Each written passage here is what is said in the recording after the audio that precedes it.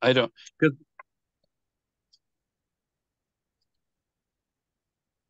because well, it's been maybe 10 years now, but back when I was coaching soccer and I was on our local, for our local youth soccer club, and I was on the board, and we would meet there sometimes, and that was nice because it was you could meet in the evening, and Mhm. it was a good central location for people in Beaverton there. Cool. But I can send you the information. See what we can work out. All right, everybody, are we good to get started?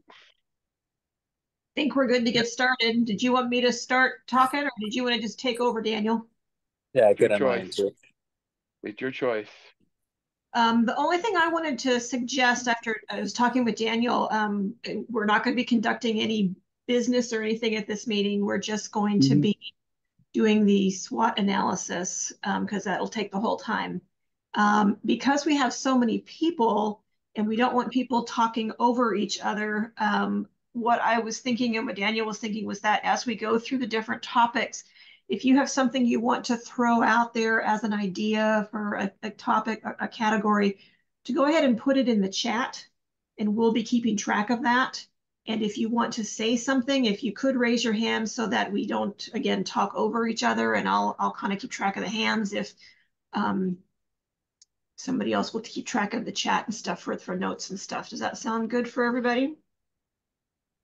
The only other thing that I would like to suggest is that this is kind of a brainstorming session for these different categories. There are no bad ideas. I don't want anybody to feel shut out or talked down to. So what I would like is if somebody throws an idea out there that somebody else doesn't immediately go, oh, we can't do this because of X, Y, or Z, because then that person might say, well, then you don't care what I think. So I had 10 other ideas, but I'm not going to bring them up because you just shot it down. So I don't want that to happen.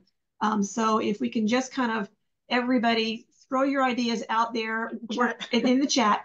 And we're not necessarily looking at a lot of solutions today. We're just looking to find out what these categories are possibly, and we'll work on solutions for a lot of them later. We're just trying to throw things out and see what sticks. So with that, Daniel, I'll let you take over. Very well. I agree with the idea of hands. However, I am also a fan of people just blurting. I just don't want to get us talking over each other. So if you have an idea and you just don't raise your hand, then I feel like I'm not going to shut you up and say you are out of order because you didn't raise your hand. I want these ideas out there.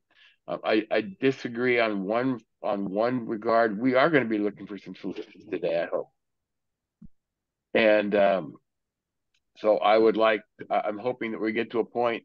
The fourth phase of this is actually to have solutions, and we might have some action items. I don't know how far we're going to go. I have done this in 4 hours. I have done it in 3. I typically don't get it done in 2, so we probably won't get to that piece. The final phase is the check-in at the end, which is going to happen in about 3 months. It won't be as dramatic as this. What it will be instead is more like a, hey, how did we do on our action items? And some check-ins so that we can put some dates on some stuff. At this point, when we're doing this first level of a strategic planning, we are looking to get some low-hanging fruit out there that we might be able to fix this problem with something really simple. It's amazing how many of those are out there that we don't even know are out there. It has been brought to my attention that we will need to follow up at some point with a full-on, full-day strategic planning session at some point. I do agree with that, but I hesitate on that because the last one of those we had was the beginning of a lot of the problems that we had that we're now cleaning up. So I do believe that some of that all started with a strategic planning session we held about 6 years ago. And we ended up bleeding a ton of money and got ourselves into some positions where we are in now and trying to get out of. So that all said, This is just a simple brainstorming session at this point. We're going to be putting some stuff on the wall, or in this case, now typically I'm used to doing this in a live setting. I tried to find us a live setting that was open past 8 o'clock. There wasn't one. So we're doing it on person. But if I was doing this, I'd have a whiteboard in front of me with some little sticky pads, the big ones. We'd be posting them on the wall so we could all see them. And then we would work from that. Instead, I'm just going to share a Google Doc for everybody. And I did send a link out if you want to look at it that way, but I'm just going to share the screen because I'm going to be typing as we go. So I'm going to begin that. Does anybody have any comments about the format? This meeting is in, yes, Adnan. Yeah, thanks, Dan. So my question, I suppose, oh yeah, feel free to like shoot us down if it's not as relevant and necessary. But when I was initially thinking about this, I was wondering what exactly we will be doing the SWOT analysis on. And I say that from the perspective of having maybe like a organizational approach to it versus a operational approach. So in terms of the club itself, like ORRC, versus more race director relevant or things that are like more for the actual like events themselves versus for us as a club. Maybe it's all just in one as well. We will be discussing many elements of the club, including our races. Since the races are a prominent part of our of what we do as a club. I'm hearing echo. Is that from me, coming from me? I don't hear an echo. Okay. All right. The prominent part of what we do is races, so I'm sure there's going to be a lot to talk about in terms of races, but it's not going to be the sole focus. We've got many, 104 things we want to talk about. We're probably going to end up talking about 6 of them. The format is going to come in about 4 phases. The first phase is simply brainstorming. Then we're going to categorize what we go through. Yeah, by the way, did I answer your question okay, Adnan? Yeah, I think so. It seems like everything is fair game. Everything is fair game. Exactly. That's all this is about. And we're going to just put some ideas on the wall. We're going to categorize these ideas. We're going to bunch them all together and figure out maybe somewhere between, I don't know, around half a dozen, but it could be as few as 3 and as many as 9 or 10 categories, and then figure out what things we can do to improve in those areas, or if there's anything we want to do but continue doing what we're doing. We're going to be covering strengths and opportunities, which of course sound pretty positive. And a lot of times we fail because we do not keep doing the good stuff that we were always doing, and we get off track there. So it's all important. So now I will go ahead and share my screen.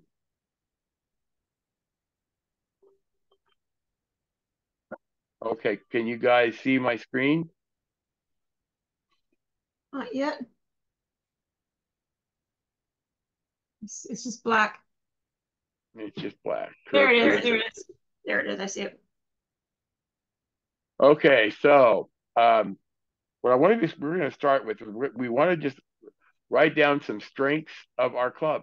What are the things that we're finding right now that stand our club out from, I don't want to say competitors, it's a word I just hate right now. It's a word it took us a year to strike from our vocabulary. But the strength you see in a running club, you guys are all here at a bigger capacity than simply a runner doing our races. So what caused you to be involved here? And I said the first thing was back to the grassroots. Sooner or later, by the way, that's a 70s pop culture reference. You're going to hear that a lot from me just to keep this light, because this can get pretty weird. But that's a song in the 70s by the Grassroots. So back to the grassroots.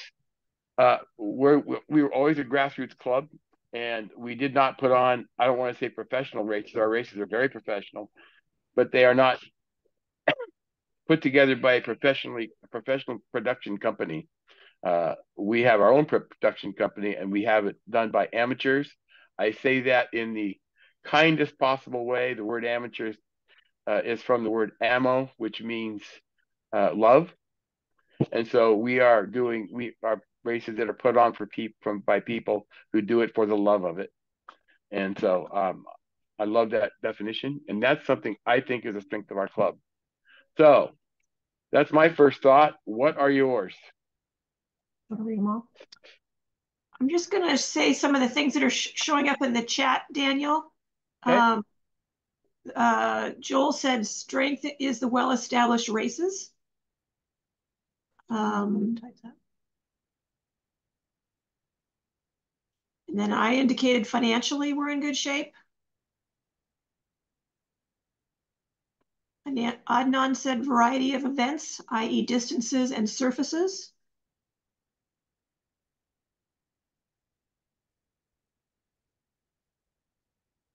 Margie said leadership.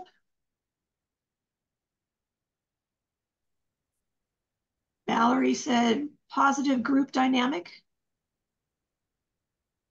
It's correcting leadership. There we go. There we go. Okay. Positive group dynamic. Did you mean in leadership, or did you mean in the races, in the membership? It just says. It just said. Go ahead. Was that the leadership question that you're asking, Daniel? Positive group dynamic. That's Valerie.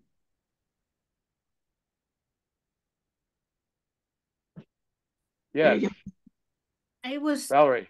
I was thinking the membership overall. Okay. Hey, What else do we have?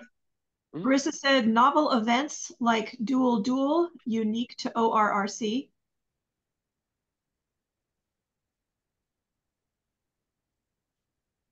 By the way, dual is going to become a half marathon starting next week. We're just gonna have just going to be a 13-mile, another half marathon. We're gonna change it, make it maybe a 10. We'll add a 10K too. Alan said a strong, committed board.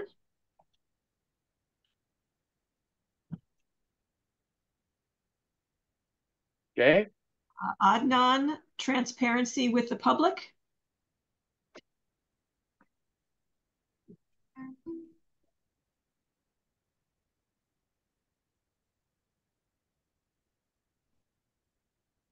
Deb Brown said 1200 Club.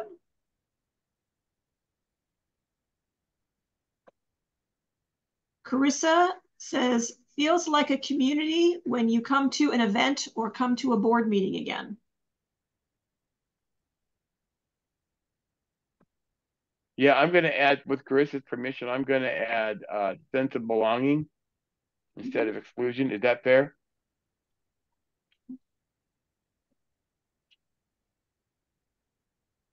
And Deb Brown says friendly to walkers and runners.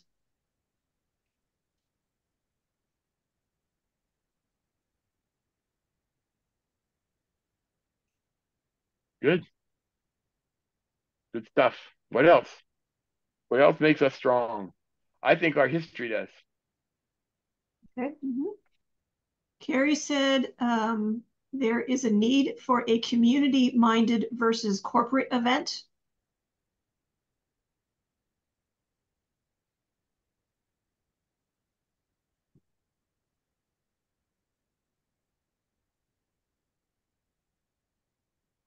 Joel says affordable races and kids races. They're adorable races. There we go.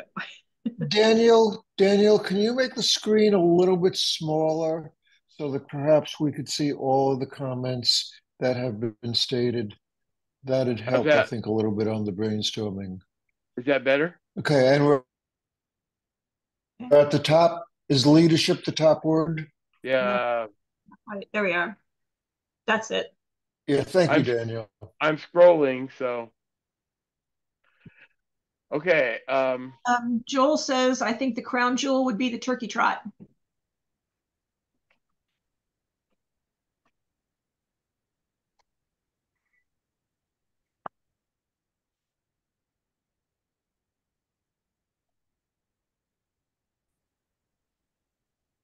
yeah, two of these don't go together for me, but we'll have that when we have our discussion a little bit later.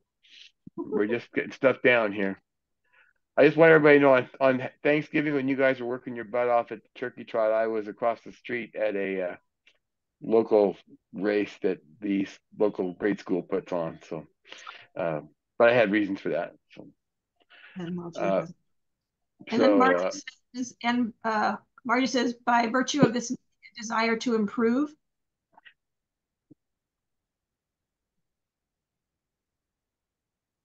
Deb Brown says supporting community organizations.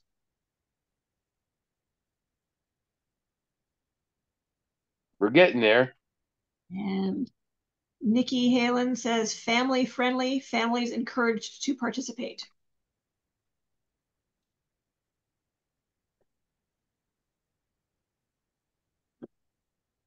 Oh, it's Joel. Can I add one more? Sure. So I would say that, this is my first time being on the board, but, I think that like how active the board has been in getting new members to be kind of involved. Like I know that you guys reached out to some people that had been interested in being race directors. And I think, getting more than, the 9 people that had been race directors for years, I think is really helpful. I think that's a big strength. Yeah. I'm going to give you a couple more, Daniel. Okay. Fun gifts and prizes for members/participants.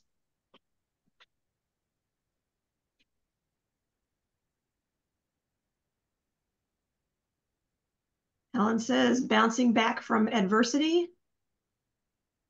We have bounced back from adversity. Valerie says hardworking volunteers. Mark also says awesome volunteers. Adnan says member discounts.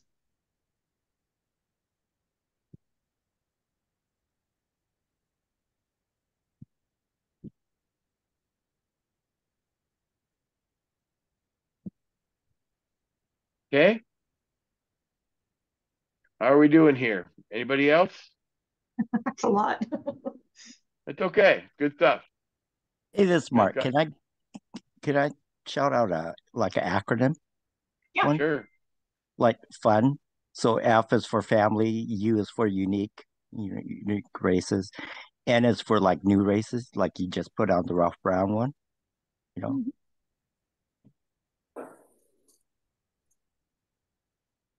So there's your FUN. So Yeah, we didn't have any new events for a while. It was just FU. then we changed that. We changed our we added some new events and now it became fun. So I was only half kidding too. So okay, so anything else? By the way, we can always come back and add things. I want to keep the flow going. Is there anything else in the chat? That's it so far. Oh, sorry. One last thing. Did we mention the awards, like the volunteer awards? Mm-hmm.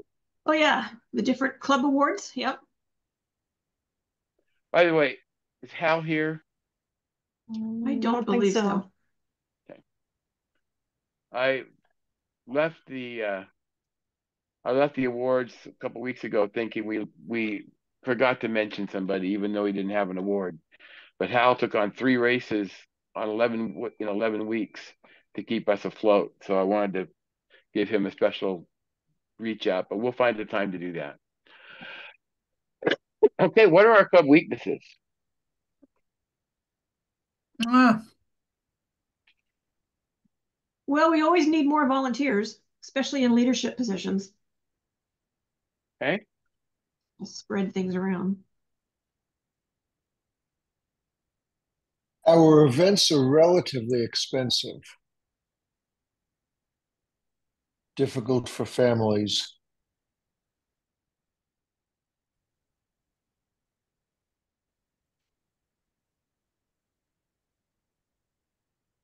Anything else coming through the chat, guys?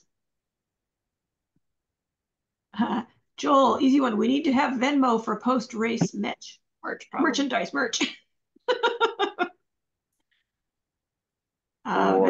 For everything. Yeah. Valerie, we need younger members.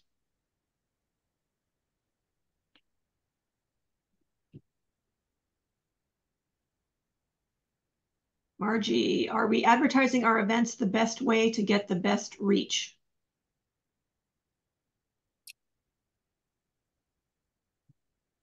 Mark, need more race. Adnan, don't fully take advantage of our data.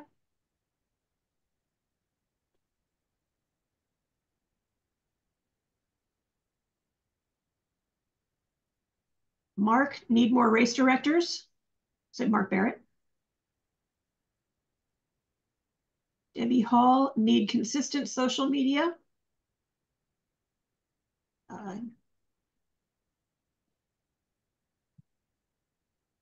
Deb Brown, lack of weekly group runs or training.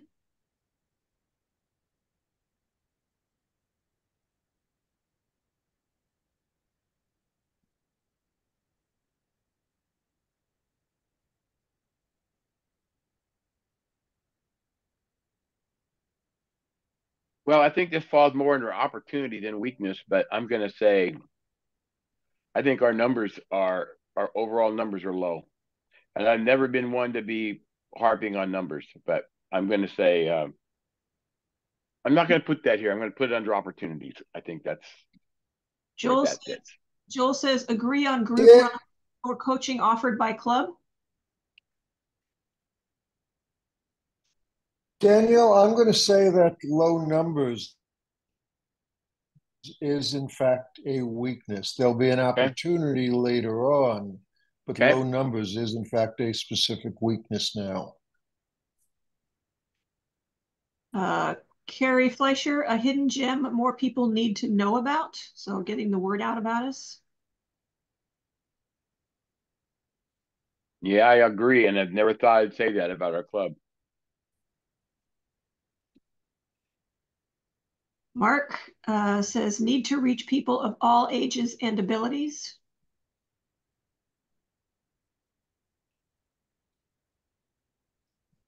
Deb Brown, not a clear identity or niche.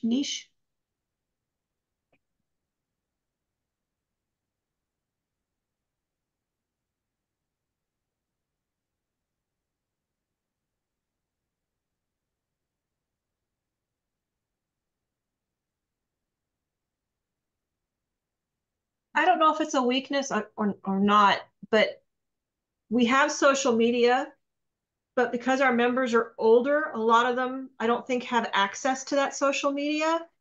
So I don't know how to communicate with some of our older members. Is that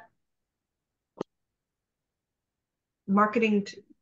I mean, I know the social media is important, obviously, but I don't know. It's not the only. I think to say lack of ability to communicate with more senior members. That's the way I would put it. And I would agree with you, by the way. Okay. And I'm going to add to that members and potential members. Yep. I really miss having paper publications and some stuff being sent out non-electronically. So I'm going to put it down.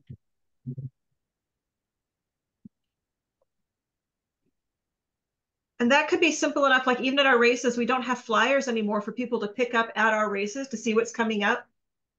Most of us don't. Most of us don't, yeah. Some of us put them out there. Yeah. They just don't have an entry form in them anymore. They steer us to the web. But I do. I took dual flyers to every running store. So, okay. Are we good there? All right. We're going to move to no, not yet. Oh. Daniel. Mm-hmm. No strong connection to the Portland Marathon.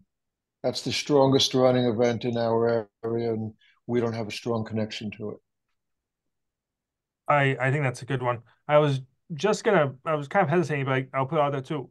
There's just one marathon event, like one road marathon event being put on for the year. And I don't know, I think maybe it's an opportunity. There's an opportunity to improve upon the Portland Marathon. I think, to put it gently. And I think from what Alan was saying, no strong connection with Portland Marathon, but you also were talking about, Daniel, about the taking flyers to running companies and so forth. And so I think that that's a missed opportunity, also a weakness that we have as far as outreach into the community. Or like almost a lack of marketing strategy, no marketing strategy currently. That's what Carissa put in the comments. Need more coherent branding and marketing strategy. Mm-hmm. And then Joel put opportunity. Suddenly, as an offshoot of that, Joel put opportunity for Shamrock and Portland Marathon aid station.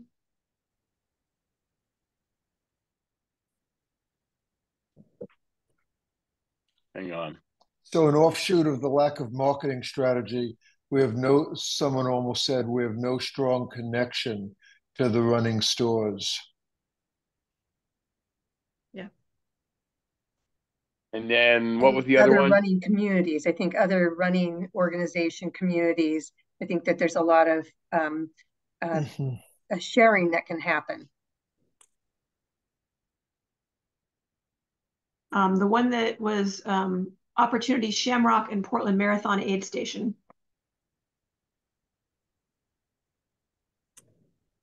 Are we transitioning into opportunities? I think we are. Yeah. Shamrock and Portland Marathon aid station. All right. So and Daniel, shouldn't we list that under the opportunities area? Yeah. Shouldn't we list that in the opportunities area, not here, Daniel? No, I don't think not here, but I think yes, they should be there as well. Yeah. How about all of these? No, all of these are weaknesses, Daniel. They are, and they're going to stay there. And then the weaknesses. But we can copy it. Good. Thank you. There we go. Okay, should we transition to opportunities? Sure. All right. There's one up here that I liked, which was the weekly group runs. You know, when in the early 2000s, it was the group runs that saved the club. Jeff Hollister got them started, and we had to transition from a paid office staff to a volunteer staff. And our biggest source of getting our volunteers came from those Tuesday night runs and later Thursday night runs on the east side. So I really think that's an opportunity here. The problem is I can't lead them. If we can find leaders to take that on, and I mean, we used to have pizza night once a month, and so I feel like we need to get back to that. Sorry, so just to clarify, are the Thursday night foot traffic runs still happening, or no? Yes. You say we do have a weekly Thursday night run. We partner with Foot Traffic on the east side in Sellwood. I think the opportunity would be to try to partner with some of the other foot traffic, so we have different locations, like different nights. We'd love to have one on the west side. And that's on Monday. And they have one on the west side of Foot Traffic on Mondays. And we could do kind of the same partnership where we buy pizza on the first week of the month, whatever date it is, with that group. So that's an opportunity. It's finding a volunteer to be the coordinator for that. But yeah, there are group runs every night somewhere we could partner with. Yeah. I mean, where there was a time that everybody and was. As you're saying that, go ahead. Okay, and as you're saying that, I think what I'd suggest is for these where we've moved the weaknesses into opportunities is to make a statement of what we can do for. So, for example, it says only one marathon event, we might say we should consider an additional marathon event. So turn that weakness into something that we can state affirmatively of what we might do.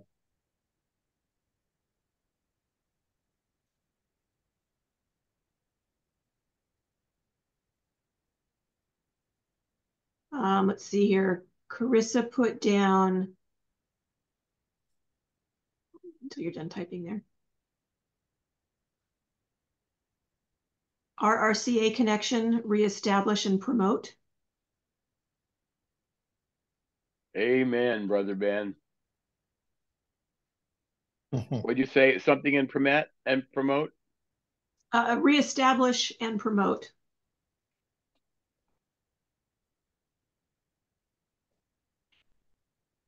I think for the board, we have an opportunity, particularly anybody that has a regular job with the board, we need to have an opportunity for training our successors.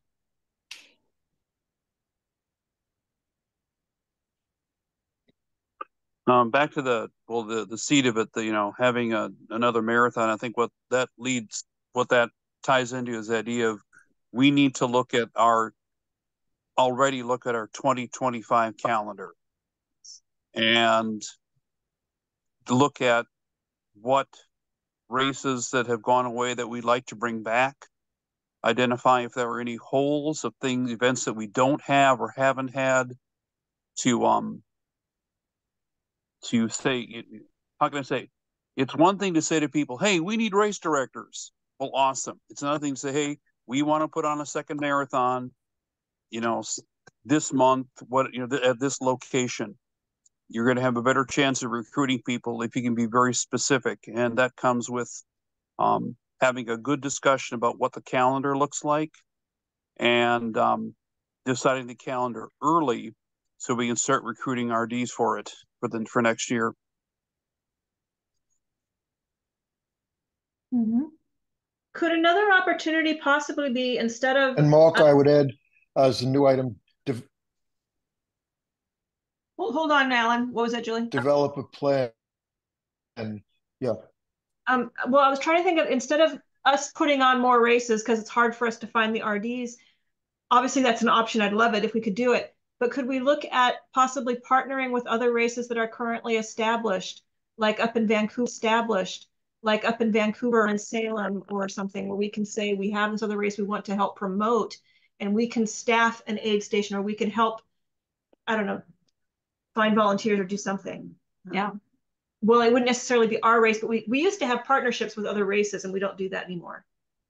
So Russ Zornick, which you guys all remember from doing the timing, is involved with Clark County Running Club, and he puts on the Vancouver Half Marathon. Mm-hmm. So that would be one to easily jump into and provide assistance to him. And so just as a suggestion, as an example.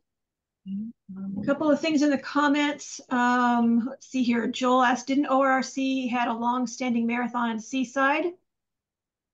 That was the Trails End Marathon. That was my first marathon. Yeah, what klutz killed that marathon anyway? Who was that guy? And then Valerie to encourage beginning walkers and runners. And I would say older participants, even though we do have a lot of older members. Can you say that again, please? Add more 5Ks, especially to encourage beginning walkers and runners.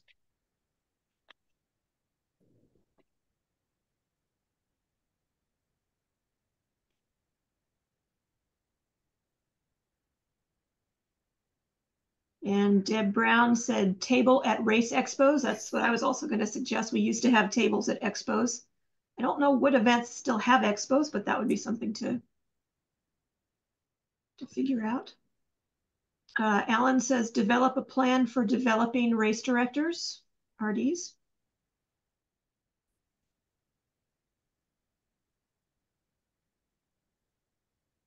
And Adnan says reevaluate investments and use of excess funds.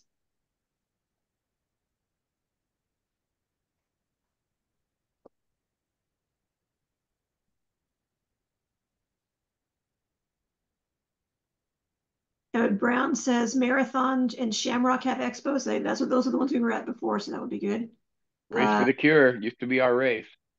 Shamrock and PDX have expos, okay. Carissa, consider having pace group leaders at half marathons and marathons.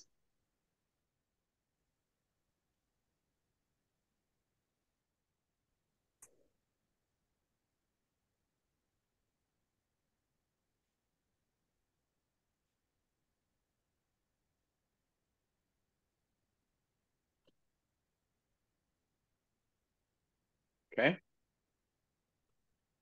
I'm not sure if I'm not sure if it's on the list, Daniel, but what I was in response to kind of going a little old school with the paper flyers like you did, not necessarily having paper registration forms, but having paper flyers, yeah, take them back to the stores and stuff.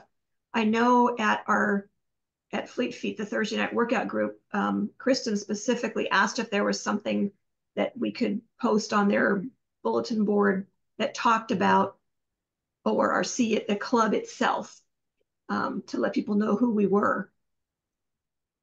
So a generic ORRC flyer. And then, okay, a couple more items here. Deb Brown. Deb Brown, promote our charitable giving to explain our value to the community.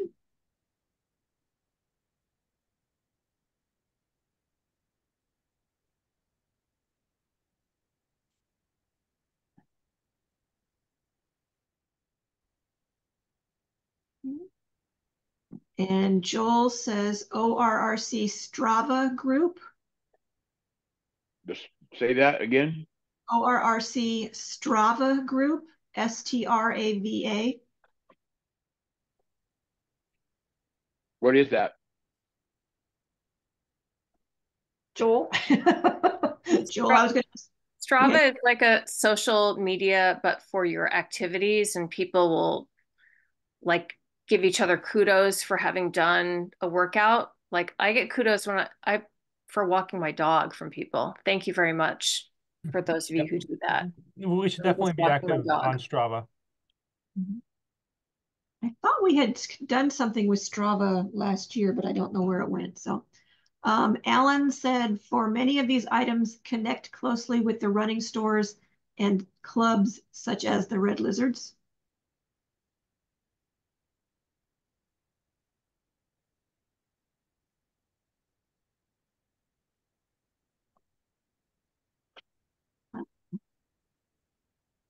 Both running stores and clubs, Daniel?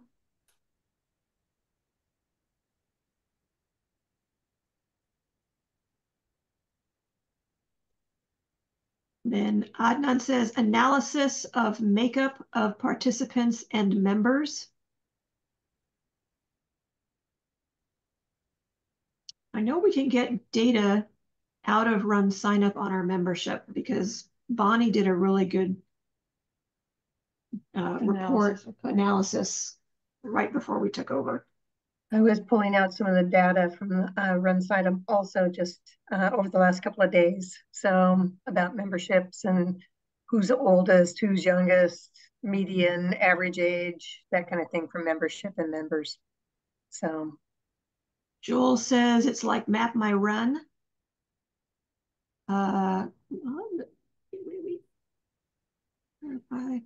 Carissa just says, to clarify, ORRC does have a Strava presence. I used to be an admin. I can ask Kelly Barton about giving us admin access again. It has a big following. Cool. Deb Brown, analysis of which events distances are most popular.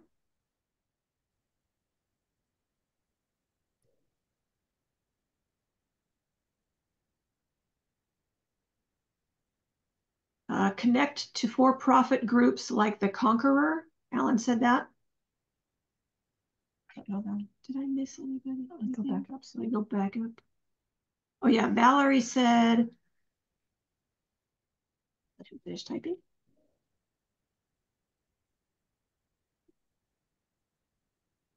Valerie asked if the flyer could include a QR code that links to the ORRC site.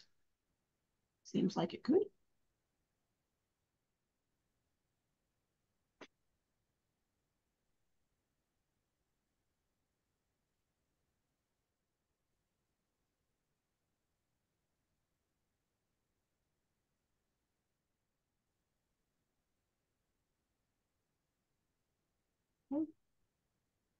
I would like to see our website simplified. We're getting there. Yep. Long process. Got lots of opportunities here. Okay, anything else? Nope. Threats. Okay, what threatens us? I'm going to say. Hang on, I just added one that. Oh. Daniel, I just added one that we might have missed. Okay. Have an ORRC app.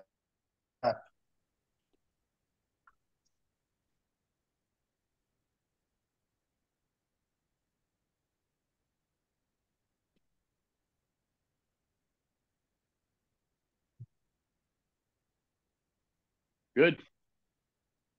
Okay, threats. My first threat is going to be the reputation of the club of the past 3 years or more. I mean, I don't want to be mean here, but we lost a lot of members over a lot of this stuff. And I don't know if everybody knows we're back. Yeah. So I think we're going to be living with some of that in the first place. When we went and lost both of our marathons in 1999, which I was firmly in favor of dropping both of them, it cost us memberships. And I think we had to because of traffic. We just couldn't put those races on in those places anymore. But that wasn't, nobody really understands why. They just understand that, hey, we used to have marathons, and in 1 year we went from 2 to none. And that lasted 6 years until Mark finally put one on the calendar. So the reputations of the past is something we have to bring back. Margie says the dedicated volunteers is still a small circle. And I would add an aging circle. Valerie, second. Oh, sorry.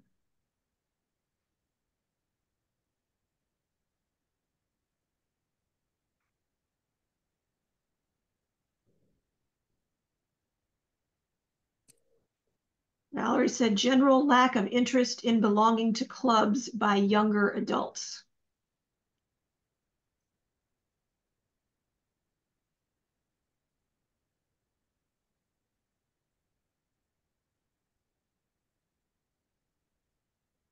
And I would also say, isn't there data to support the fact that we have more runners in the world right now, but less of them doing events? I mean, people are now just running more for fun, and they're not really coming to do events. So we have people not wanting to engage in events. Especially since the pandemic, they got used to not doing events. Debbie Hall says catering / targeting events towards too small of a population.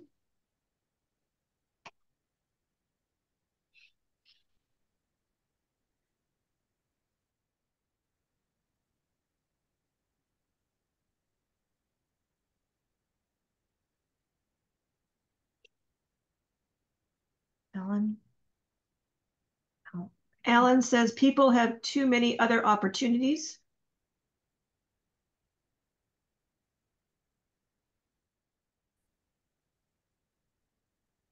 And Adnan says trail running events attract from the same pool of volunteers. I would also add end runners. Yeah.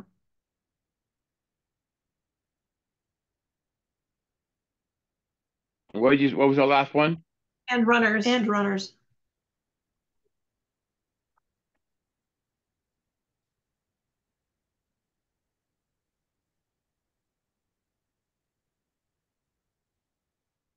I'm going to throw out there, I know we've increased our discount, but I think our races might still be too expensive.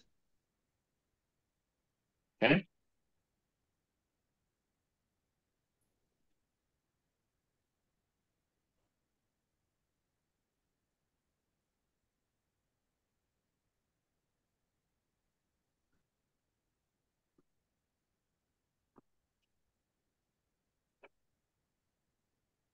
Do our I'm gonna, races, just asking the question out here, do our races grab a hook to people? Is there a purpose behind them? Is there a charity that we advertise that we are supporting? A race with a purpose. Do we have races with purposes?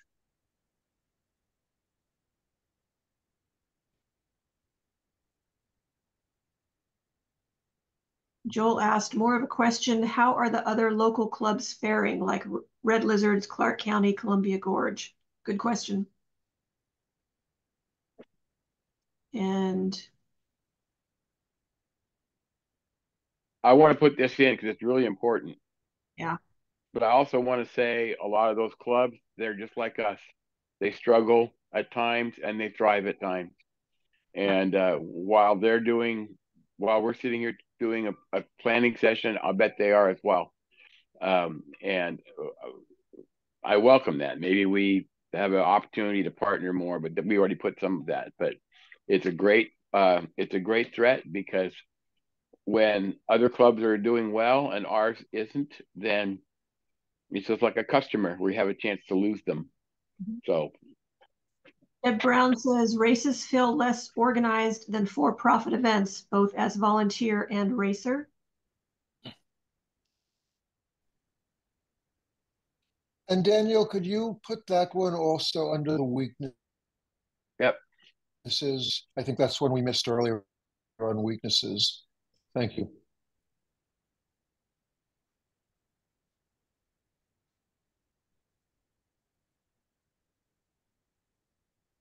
And then just a second, he's got, oh.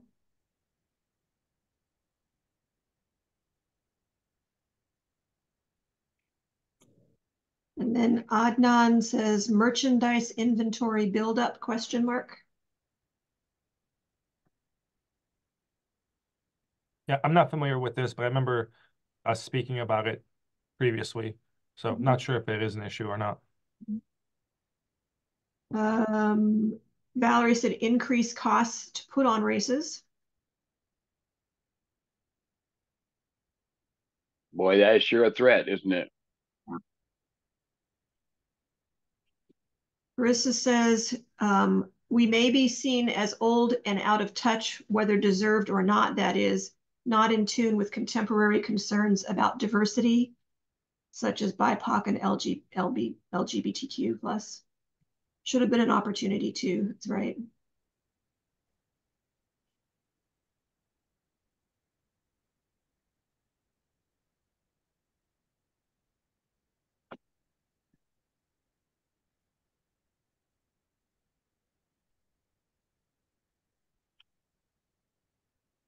And Carrie Fleischer says, I would say the races feel more grassroots versus less organized.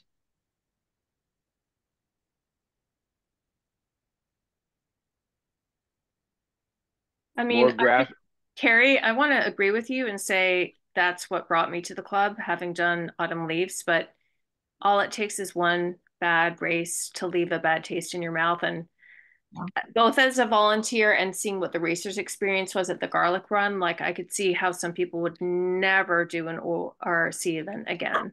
So I have to tell you, I was at the Garlic Run last year and watched the whole bathroom situation, horrified. And I'm like, what happened? And I've done the Garlic Run several years in a row, or a few years in a row. And it's part of the reason why I'm actually getting more involved, because I actually did not know much about Oregon Roadrunner Club except for the Garlic Run, because it was tied to that event.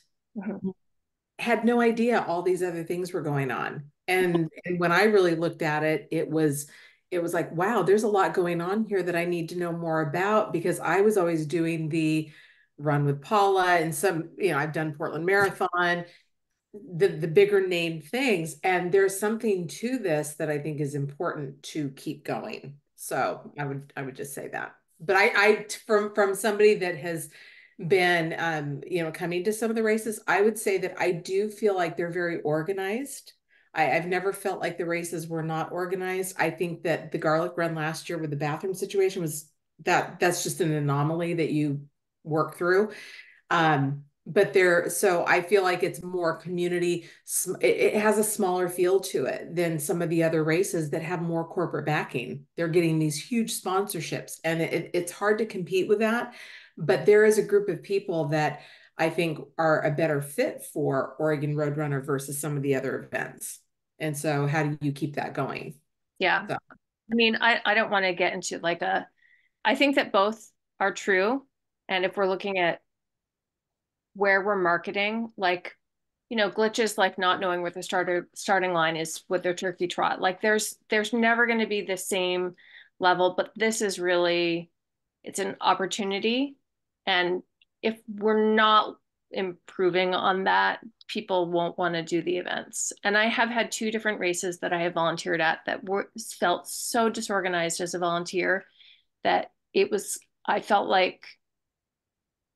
frustrated as a volunteer. And I have volunteered at many, many races, usually smaller races. But, when you walk into a race and you're like, well, I don't know if I want to volunteer for this race director again because it was so frustrating. That's not a good feeling as a volunteer and a member.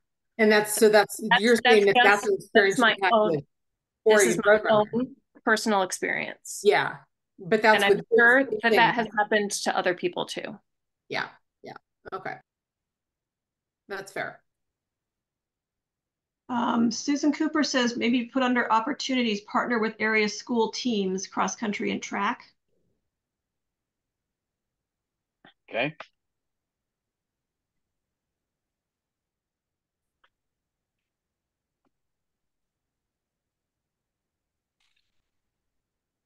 I'm going to put in 3 of them here. We're going to say schools or cross country.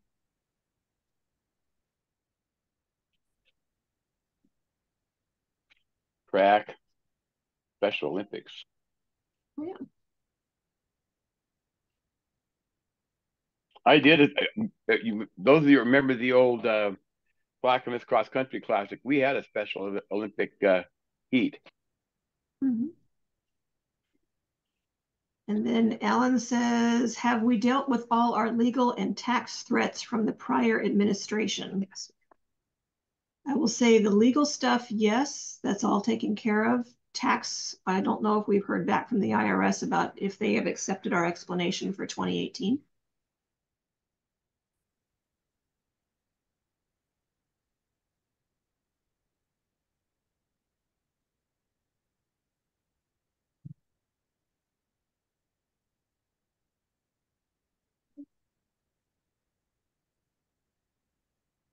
Next.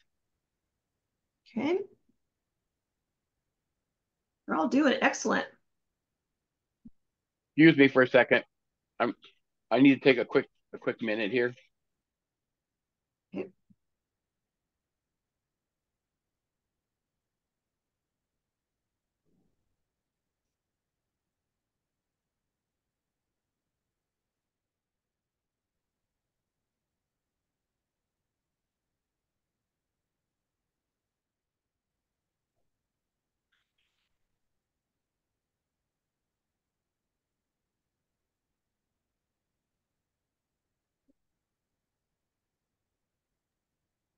All right. Okay. Do we have anything else we want to add to this first list? Okay. We've got a lot. Okay, so now this is all good stuff. We have a lot more than I thought we'd get, so that's great. Now what I want to do is I am going to start categorizing stuff. And we're going to start putting together a handful of categories, maybe a dozen, where a lot of this stuff is going to allow us to, because a lot of this stuff kind of goes together. And I want us to kind of see what our concentrations need to be and where do we need to put our are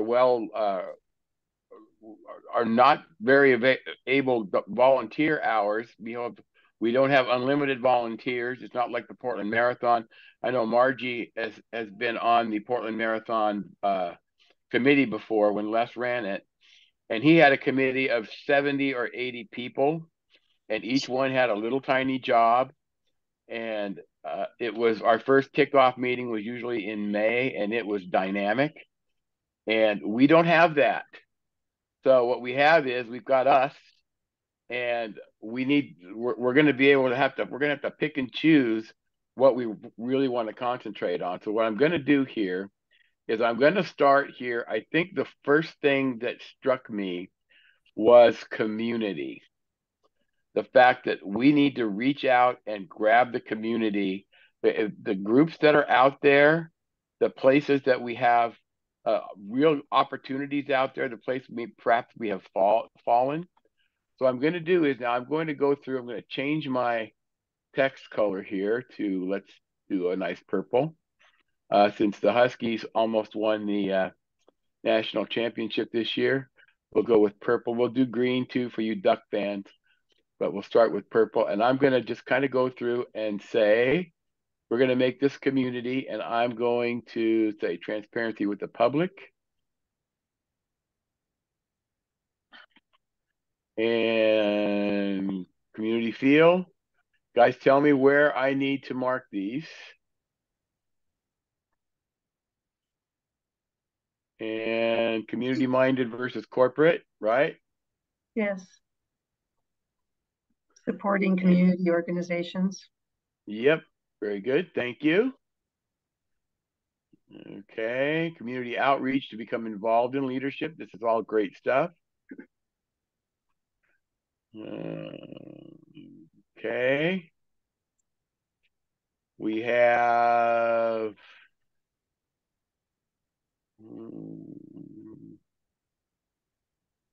hidden gems, more people need to know about. That might be more marketing. If we're going to be doing a lot of marketing. Lack of ability to communicate more senior members. That's community, I think. Kind of both marketing and community. Sure. Yep. Strong connection to Portland Marathon. Yeah, where was that? Two below where you have yep. current. Mm-hmm. Yeah, that one bothers me a little bit. That was our signature event for 25 years. Getting into running stores, communities and groups. Thank you very much, Margie. And the Shamrock and PM aid stations. Yep. Good. Okay. Perception of blinders to more modern demographics. I think we do good there, but there is a perception, and sometimes you have to deal with perception. Yep. No strong connection to the Portland Marathon. And understand the Portland Marathon is trying to reestablish all of their connections. So that's a real opportunity. Shamrock and PM aid stations again. And the one above that. What was that? The one above that, getting into the running stores and other communities. Okay, good. Okay. Partnering with other groups, lack of weekly running groups. I think that's going to be coming down to another category when we get there. Okay. Communicator opportunity with groups in general. I think that's important. I said purple and there I went and did blue. Okay. Partner with other races. I think we'll save that one for another area. Consider hemp paper registration forms. Promote charitable giving by showing our community value. That one struts a kind of a line here, I think. For profits for fire. And then lots in here, as I remember.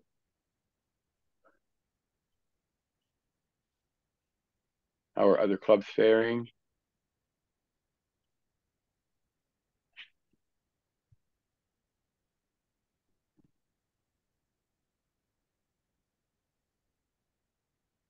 And so I'm going to put here community outreach and involvement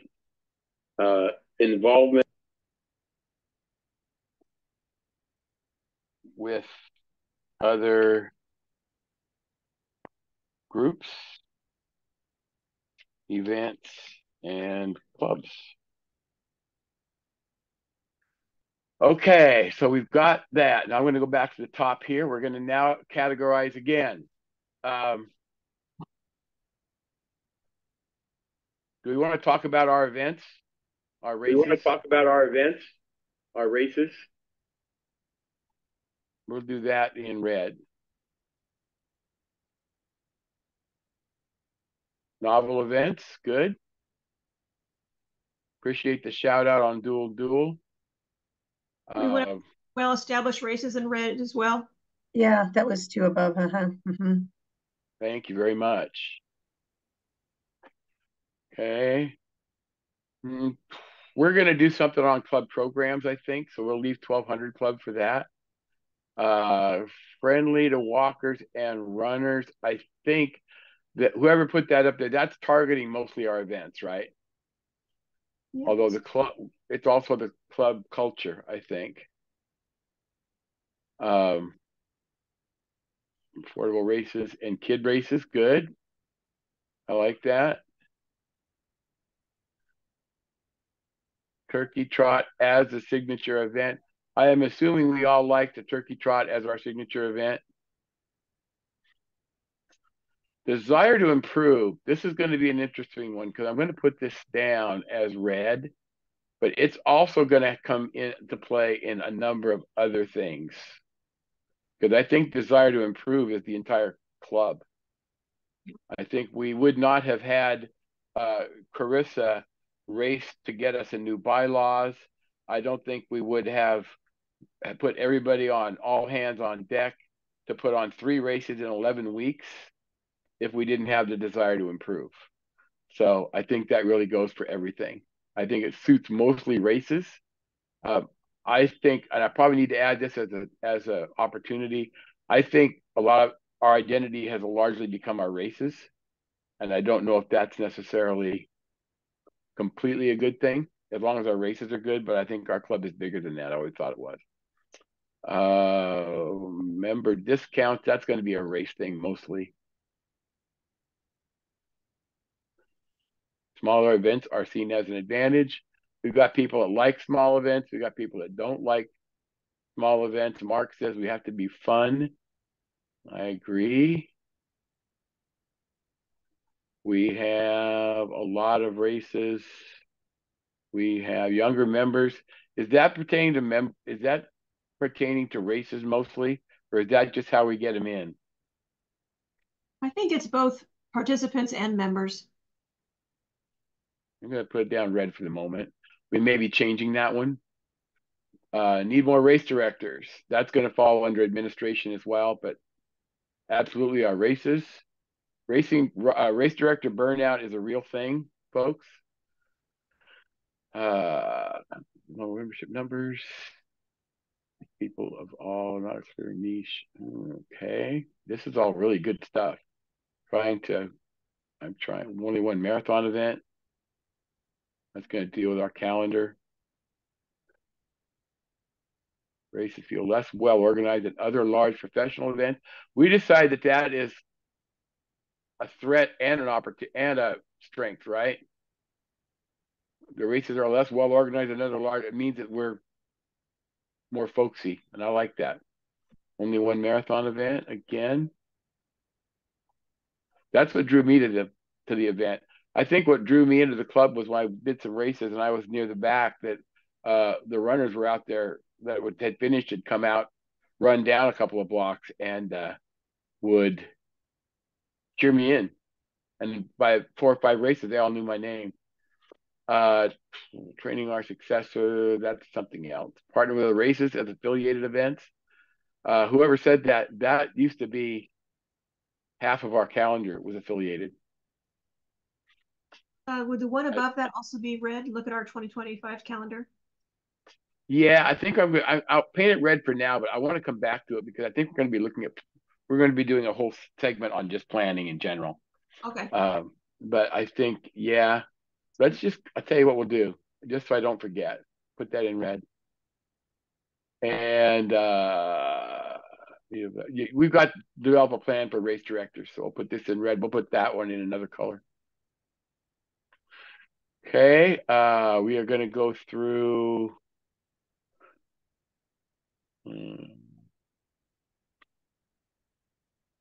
paper registration forms in health club. That actually should be blue. Yeah, blue.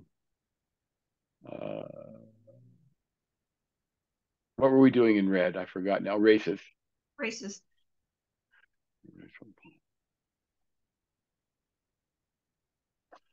I love this thing about demographics. I hope that we have people that know how to read the data. Stephen did a survey a couple of years ago that was really a big deal, and he got a lot of data out of it, except the fact is that nobody knew how to interpret it. So we have all this great data, and then, okay, great, we have data. Now we have data. Aren't we good? We have some data. So I never want to do a survey unless I know what's going to happen to the data once we do a survey. Clinic for for-profit group, guys with QR. Oh yeah, that's great. I love that. I need to add that to my flyer or app for small. Races are smaller, some like it. Very good. And this one should be, the one below it should be blue actually. So I'm partnering with all right, so I'm going to write this down. We have, oh, we still got one more. Still got some red here. I know this is not fun to watch me do this, but I'm hoping that by doing this categorization, we're going to be thinking about some opportunities that we do have. So we're all going to be involved. Again, this is one of the negatives of doing this over Zoom rather than doing it live. And Carrie, you'll remember that Drew has watched me do this exercise many times. Yes. So let's see, races feel less well organized, so that's going to be in red. So he probably already told you what to expect today. Just a little bit. Yeah, smaller events are not seen as an advantage, and more grassroots. I think that really appeals more to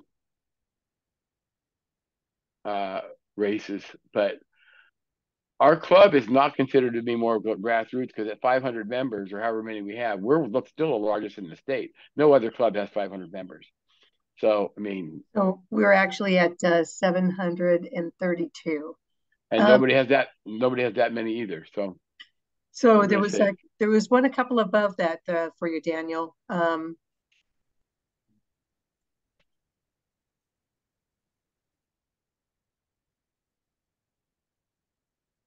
Okay. What was that? Increased costs? Races are too expensive. Okay, good. There we go.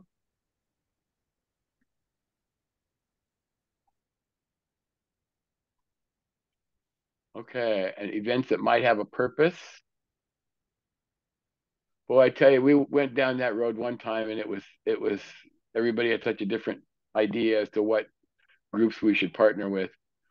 It only started working once we had let the race directors be race directors. Okay, let's do some stuff here about just finances and race club operations. I know it's boring. But we have to do the boring stuff because the boring stuff is what makes everything else work. We'll do a nice green for this. Not boring, Daniel. Important. It is important. And you guys kind of see what I'm doing though here, and you're kind of seeing that we're strong, committed board, and lots of times you think the board should be committed. Club history. I'm gonna put, and Julia, you can tell me this: does the 1200 Club belong under the club management, or does it belong under races, or is it both? I'd say races. It's something that members can do. It's okay. It's an event, I guess. I mean, it's not a race, but it is an event. Okay. Yeah, it's just you're right. Bouncing back from adversity and hardworking volunteers and awesome volunteers. That is absolutely the case. Volunteer awards. Gosh, I almost want to do a whole category on recognition. But you know what? We do a good job on recognition, I think. Volunteer numbers in leadership is also a weakness. I like that. And I love that we did not get this for races. So I'll put that in red. Venmo. Okay, it's money. It's green. May need its own. So we're going to do social media next, I think. Lack of weekly group runs or training. That's community, right? We're going to put that under blue. Agree on coaching offered by clubs. Low membership numbers is, we're going to leave that alone for now. Hidden gem. More people need to know about. That's our club. That's definitely good. No, that's marketing. We're going to do that one next. We'll do marketing next, everybody. Need to reach people of all ages. Here. Marketing, electronic, lack of marketing. Yeah, we're going to do marketing next.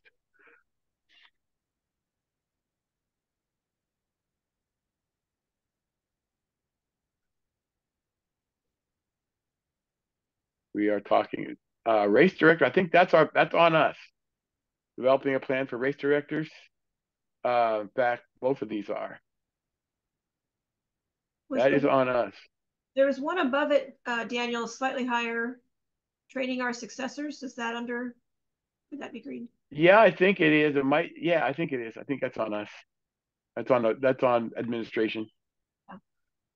Connection with running stores. That's actually goes under Would that be like community. Community. You know what? You're right. We'll be marketing. I'll leave it alone. I don't want to pass it up. I'll put it back in black. Back in black. Back in black. I don't know what the Conqueror is.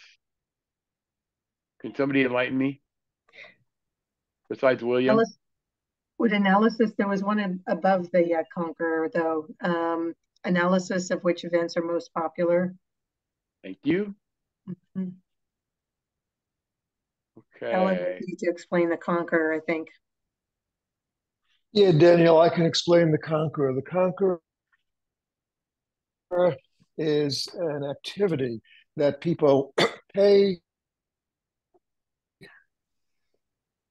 a certain amount of money for a medal, and what they do events. Actually, they do their own running or walking or strength training or things of that nature. They collect a certain number of miles for doing that, and when they collect those miles, they then put in to get a medal from this corporation. The connection with us to them might be using our races to connect back to their for-profit corporation. And I can give you more information sometime later. Yeah, I just want to know where it needs to go here. This is events, actually. So we're going to go ahead and put this under red. Trail running event. That's volunteers. And that's a race. Volunteer almost needs to be its own. This is administration. I misspelled dealing. I hope Valerie, you and Deb can live with my misspelling here. And so we're going to just say administration, finance, and board issues.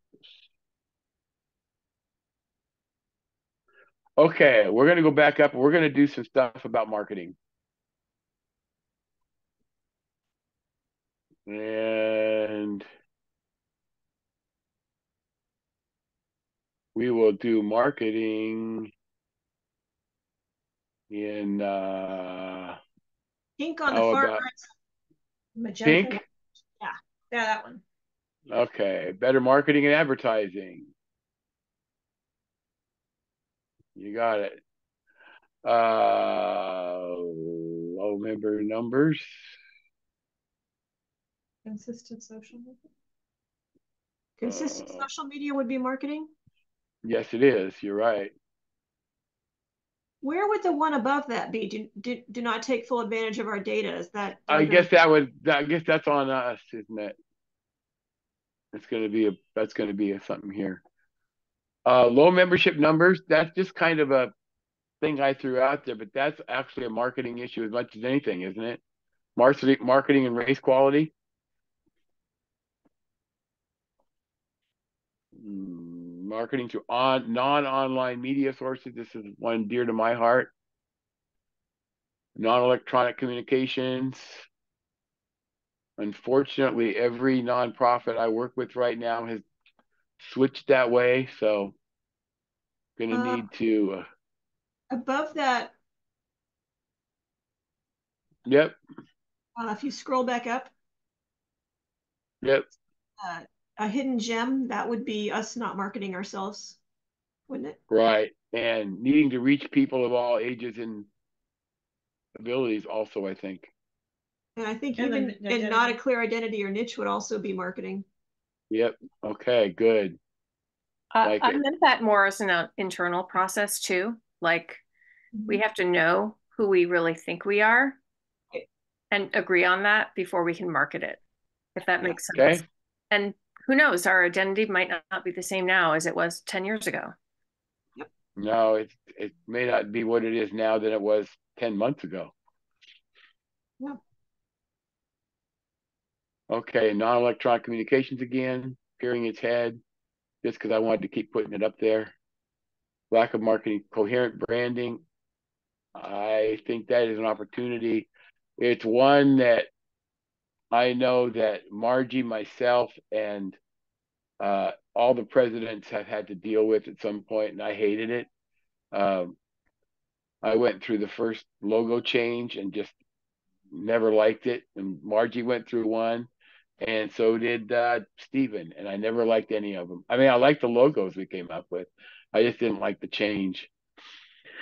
But okay, lack of weekly group runs or training. That's going to be just miscellaneous, I think. Table at race expos. That's a marketing thing, right? I think. Why? What else would we have a table? Pace groups at larger races. Those are kind of cool. Connected with running stores and clubs as Red Lizards. And by the way, we have those connections. So that might not be as hard as one might think. I think the Map My Run thing is also going to be a marketing opportunity because I know we can partner with Map My Run. And we can actually, if we can get something in an app, we can have Map My Run go to, I mean, Map My Run checks with everything. I have a smartwatch now, believe it or not. I don't, for the first time in 35 years, I don't have an Ironman. And it actually matches to Map My Run. So now I should probably log some miles so that I can use it. Simplified website, an app. I don't know, Carissa, how we do that, but lack of interest. Well, ooh, that's a member. We'll do membership next. Would reputation be marketing too? I think so. I think it's all marketing. Because if we're doing a great job, if nobody knows it, then nobody thinks we're doing it. Then there's no way for targeting too small a population. And it's marketing. People have too many. Would the general lack of interest be marketing too? Yeah. I don't know how we accomplish that, but yeah. For purposes of this, we're going to say marketing or meriting.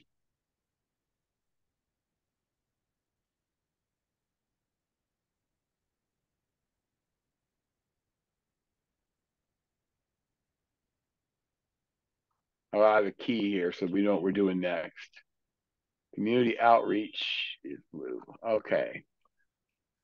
Now that's going to leave us with membership. Now, a lot of what we have is met with membership is going to encapsulate marketing. It's going to encapsulate.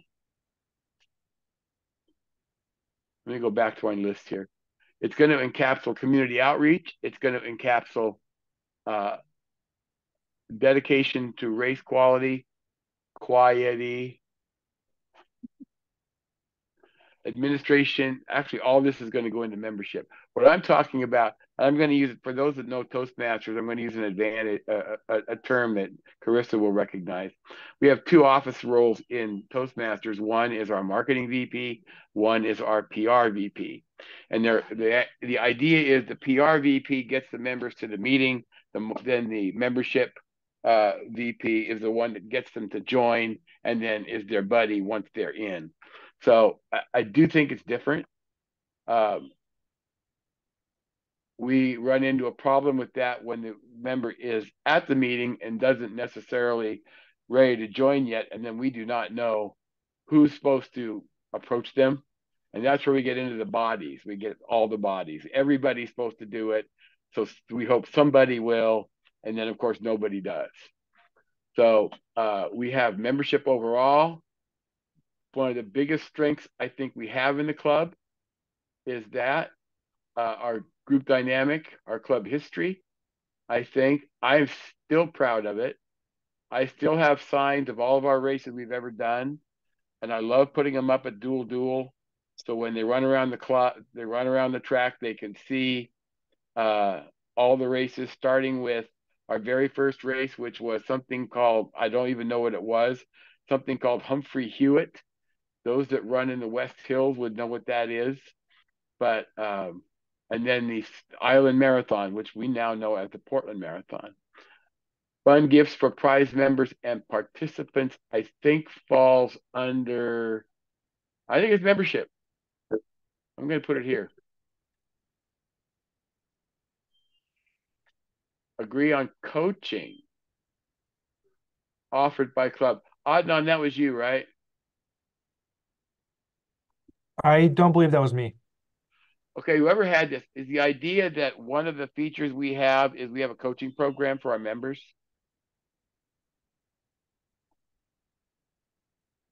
I'm going to say, I'm going to assume that that's the case. I'm going to put it here. Okay. We're doing good here. And this is the same thing. So literally features that we can offer, running on the road features we can offer our members. Sorry, I think that one was Joel. I think that one.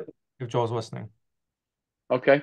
Joel, you there still? I know he had to leave early. So yes, sorry, that was about the agree on the coaching offered by the club. Yeah, or even like, you know, the kind of like a section of the website where people could go to get the kind of couch to 5K or couch to marathon kind of training program. Okay, good. So that could be a marketing thing as well. So let's do that. Let's where was that? I had that here. I want to keep looking here, but I want to be sure.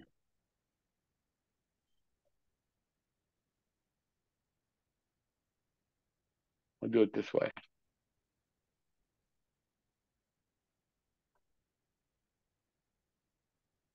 Consider having pace groups at larger races. That's going to be a membership and club thing. I'm going to put it under membership, but it really, we almost need to have a category for running programs that we can offer. This is social media. It might fall under races just because that's something they do specifically at events. Okay. And it could also be a collaboration with other running clubs like the Red Lizards and other that offer pacing. Let's do it this way. We're going to do red. We're going to do blue. And somebody's going to have to administer it. Do green. Connect to for-profit groups such as the Conqueror. That is going to be a community outreach then. Or is that marketing? Or is it both? It's both. About the Strava group. And marketing is pink. The one above that, though, was the Strava group. Oh, yeah. That's the same thing.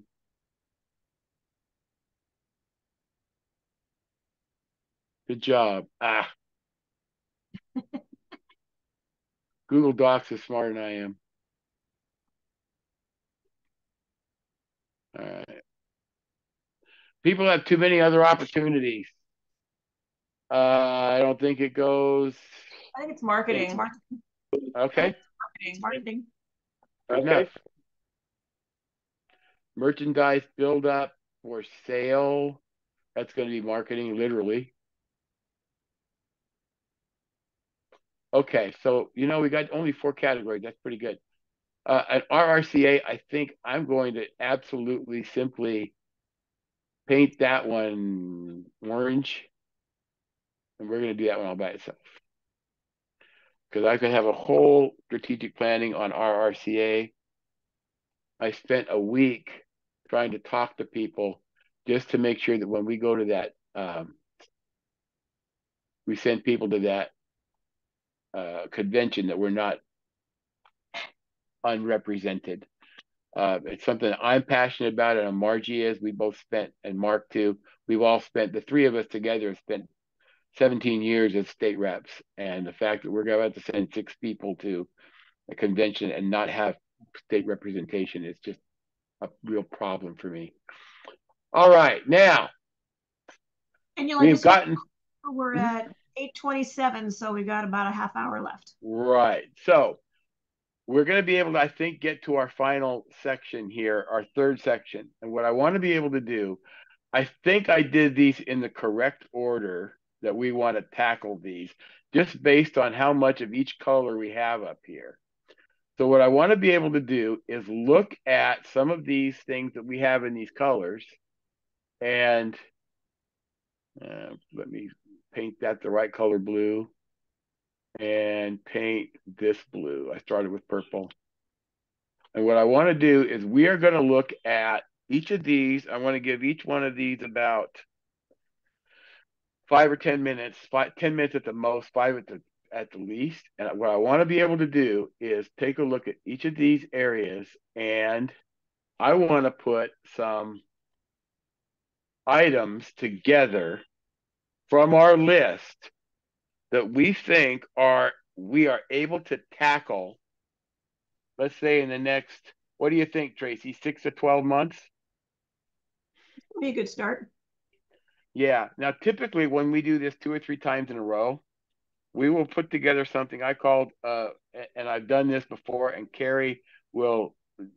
Drew probably told you about it the first time I did it 15 years ago, a big hairy ass goal, a BHAG. And what that means is we're going to put a stake in the ground out there, and we're going to say, what do we really want? How do we want to put our mark on things?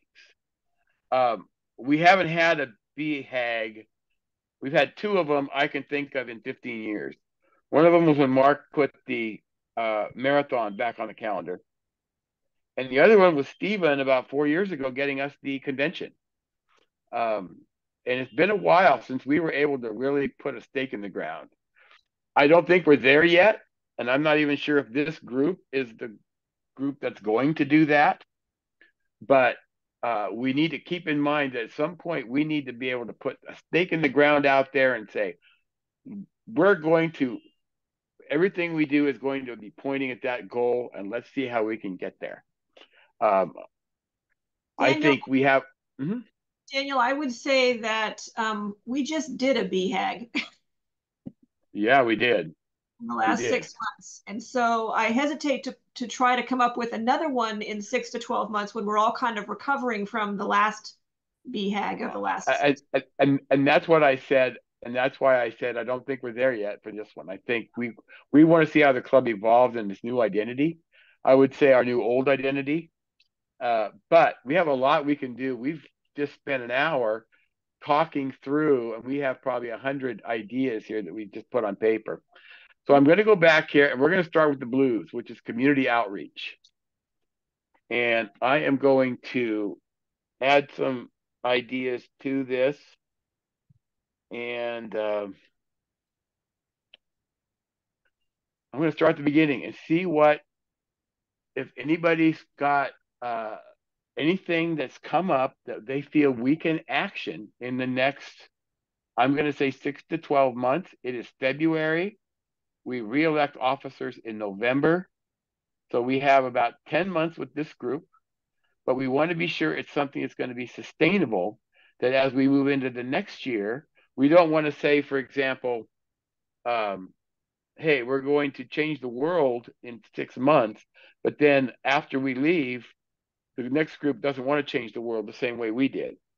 I'll tell you one event that I think Alan was partly in charge of. He was with the Rain Runners, and we had members of the Rain Runners. One year I was president, and Alan coordinated that with a couple of the members. They went up the Leif Erikson Trail and painted all the mile markers every quarter mile. They did it on Terwilliger, and they restored all the blue diamonds that were up on Wildwood, and they did that an entire year. That had a community outreach, and we would put our little logo, ORRC, mile 4.5, and it was pretty cool. We heard a lot of good positive stuff about it, and it was basically a handful of runners that went up there a few weekends and did some pretty cool things.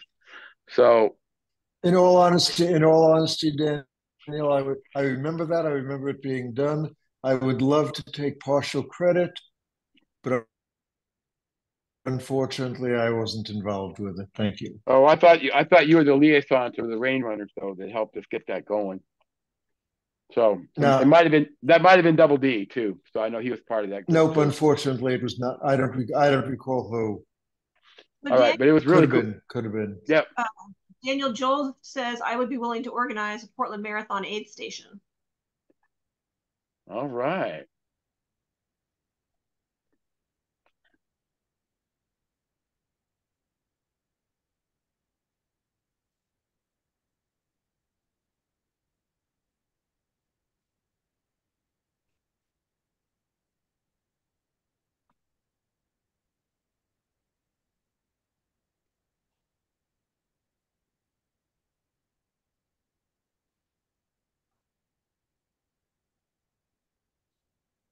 You know how fun that was? So if we did nothing else today, I really excuse you. I've really got a problem with my eye. I gotta take a second here. No worries. I know when you rub your eye, it makes it worse. So that's what I'm doing. All right. Again, Carol remembers stories from her. Carrie's husband and I used to work together, and I facilitate everything. So, and I had my little ways of doing it. I have sucked down lifesavers when I'm doing a lot of speaking because keeps my throat dry. So that's fine. That's what else I'm doing here. All right. So, community feel, sense of belonging rather than exclusion, community minded versus corporate events. And we talked about partnering with some corporate events. I think a good start would be what Joel just proposed, which is let's partner with Portland Marathon, see if we can get an aid station out there for that. We were the first group to partner in the Northwest with Race for the Cure. People don't know that because it was very hectic and messy, but we got started with that. It's a great event. It always has been. Community outreach to become involved in leadership. I don't know I'm just going to kind of read through these and you guys tell me if there's something we can do here. Lack of weekly group runs or training. For example, this really took off when Jeff Hollister started his Tuesday night runs at Cedar Hills Rec Center. And we met every Tuesday night, regardless of weather, regardless of anything. He managed to move us over to Catlin Gable when the time changed, and we got to use the light, and he had quite a relationship with them. The problem is when he left and then Jeff Wehrman stopped doing it, nobody was around to organize it. But that was a nice way for us to reach out to members and gain a lot of people, the leaders that we have. So I don't know what our connection is to weekly group runs. I know that there are a ton of them. I can't really reach out to any of them myself, but I mean, I guess we've started with the foot traffic ones. The Monday night group at foot traffic in Cedar Mill is like 2 miles from me. But Monday nights, unfortunately, I have another meeting. So I'm not able to be a part of that. But that might be a place to reach out to. I do like the idea, as long as we are what we are, to just use the runs that are out there and connect to that. So do we have a liaison for that right now, Tracy? Yes, we do. What's her name? Well, Kim Kovac. Kim Kovac is the Thursday night one at Foot Trap on That's Selwood? Yeah. Okay. Talking with, oh, sorry, I didn't mean to talk over you guys. I was going to mention that talking to you, Tracy and Julie, earlier, a week or two ago, I'm going to start exploring what Vancouver, Washington has for weekly runs or training or group runs and so forth. I do have a Saturday group that I kind of by default, I guess, but it's our relay team. And so I'd need to check with them and see if they wanted to have it kind of expand into a larger community thing. But I can definitely put together what other running opportunities, group running opportunities are available up here in Vancouver by connecting in with some of the other groups and seeing what they're offering and seeing if my friends would mind having our group grow and having someone to also help with it. So that would be one of the things that I would be willing to do here in Vancouver. And Joel Phillips also said, that idea, also maybe partnering with Red Lizards to do a track workout. Aren't they still meeting at Dunaway? They have a well-established group and a coach that leads that.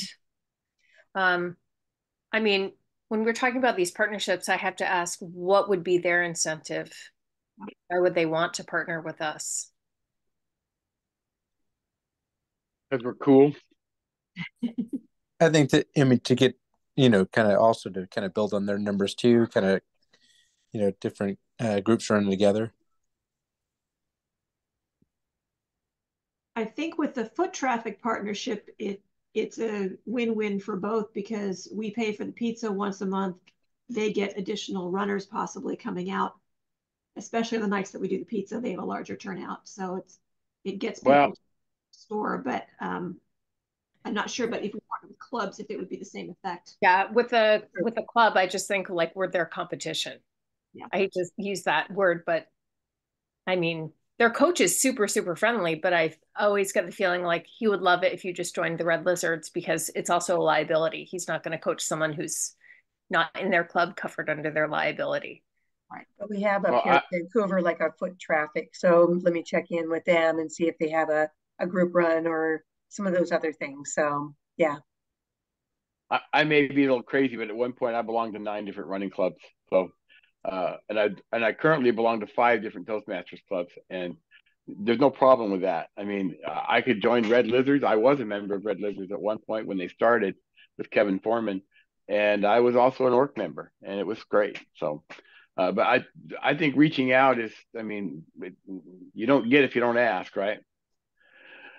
Marissa says runs in the Portland area are listed here, so we do have some links on our website to other running groups. Okay, good.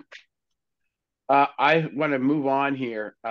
Paper registration forms. I do believe at this point that's going to be a race director thing, but we will encourage it. And I do think that I know all the forms I gave away got taken. Nobody had any left over. And all it was half a page, 2-sided, printed in color.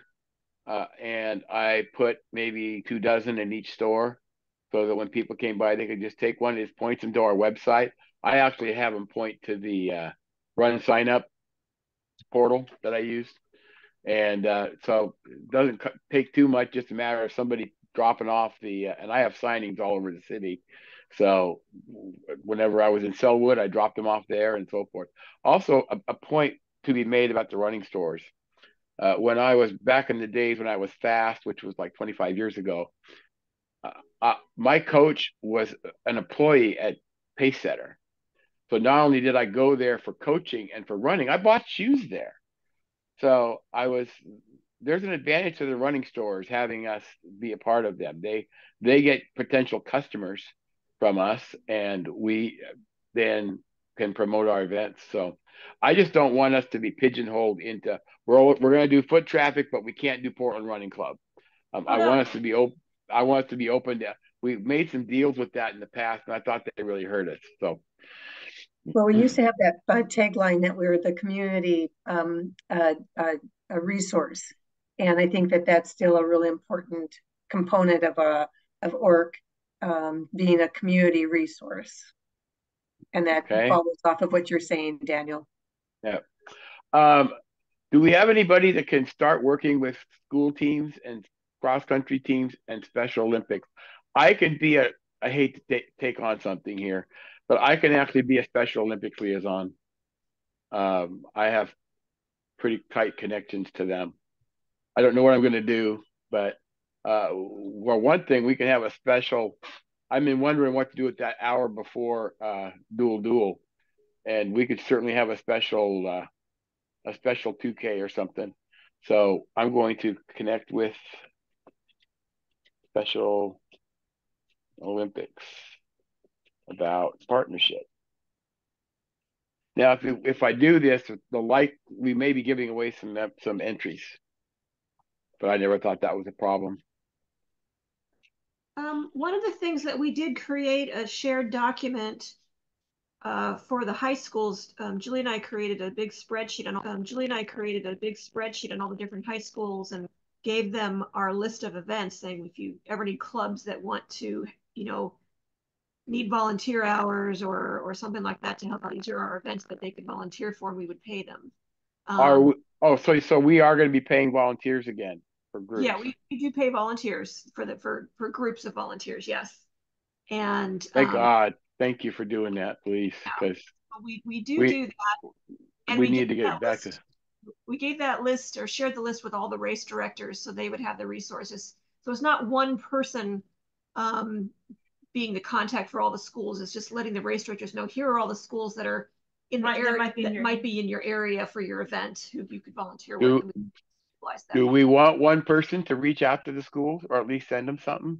Big task. So that's a big task. I would say race directors, because they also might already have relationships with some of those schools already. Okay, well, I'm looking at the clock and we got 17 minutes. So let's see how we can make best use of that. I want to go back. Let's move on to. We do marketing. Yeah, let's do marketing. What do we need to do under marketing? Let me go back here. We have better marketing and advertising, consistent social media, low membership numbers, a hidden gem that more people, letting people know how cool we are and letting people know that we are trying to get back to where we once belonged, to quote Paul McCartney. Marketing through non-online media sources. I'm telling you, I got to figure out a way to get some paper out there. I just don't know how to not do it super expensively. But what ideas, before I start going through this list and talking the whole time, does anybody have something under marketing that's on this list that can get us started here? I think one of the items was a question about a consistent branding and so forth. So, are we talking logos? Are we talking merchandise? What are our consistent? I mean, I know that we spent about 6 years ago, we spent a ton of money, and each race got their own logo, and many of them abandoned the ORRC logo. And they even abandoned the ORRC branding. I mean, we used to require that every ORRC race started with the letters ORRC. So it was the ORRC dual. It was the ORRC Memorial Day Classic. It was the ORRC Blue Lake Runs. And we got away from that. But So when you talk about consistency in marketing, what are we talking about?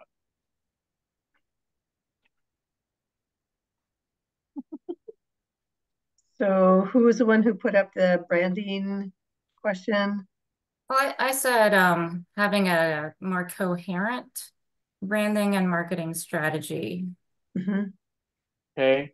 I mean, I tell you one thing I really love, and this again, I'm going to bring a Toastmasters example only because I'm in the middle of it right now.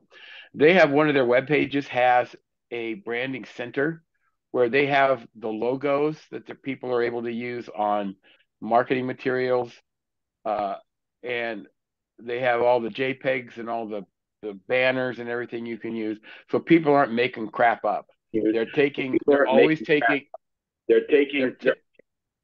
I'm getting a terrible echo.